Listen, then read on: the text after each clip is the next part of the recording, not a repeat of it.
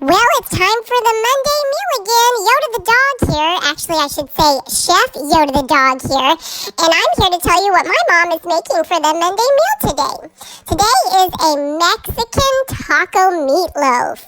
And the recipe says that you can use the leftovers crumbled up over nachos if you have any. So maybe we can use them for Taco Tuesday tomorrow.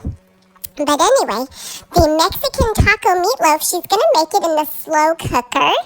So you're going to cook it on high for 2 hours and on low for 4 to 6 hours until a meat thermometer inserted in the center gets 160-degree temperature. So that's what we're doing today. I love me some meat, so I think this is a great choice by Mom. Hopefully she drops some of it so I can try it. And I think that's all you need to know for now. Mom will come on and show you the exact recipe. And she likes to get this one from All Recipes Dinner Spinner app. That's one of her favorites. So she'll put a link in the description box below to the original recipe because you know she likes to make changes. All right, watch my mom, Yoda the dog, out. Thanks again for a great intro, Yoda. Okay, so this Mexican taco meatloaf, we have some wet ingredients and we all have some meat ingredients. So the wet ingredients are here. Whisk them together. So I use an egg replacer. It's Energy egg replacer. You've seen it before on my videos, but it needs 2 eggs beaten. So I put that in here using my egg replacer. And then it needs a half of a cup of milk. So we're using our Planet oat milk.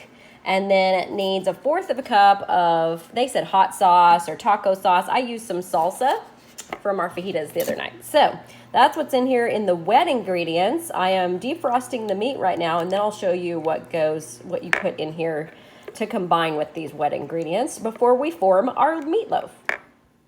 All right, everyone, I have mixed in the 1.5 pounds meat. Today we're using venison, ground venison. So 1.5 pounds meat, 1 chopped onion.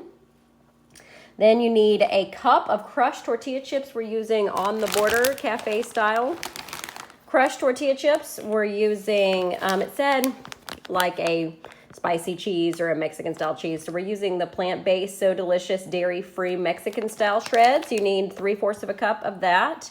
You need taco seasoning. You can use like a taco seasoning packet, which is about 2.5 tablespoons. I just used 2.5 tablespoons of this.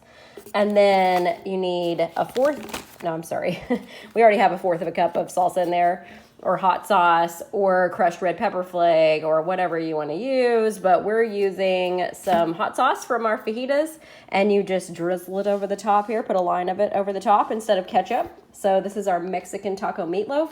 It's going in the slow cooker on high for 2 hours. Then we're going to switch it to low for 4 to 6 hours. And then I'll show you the finished product. All right, everyone, it has been 4 hours exactly on low, and we're already past 160, as you can see on the meat thermometer. So our meatloaf is done.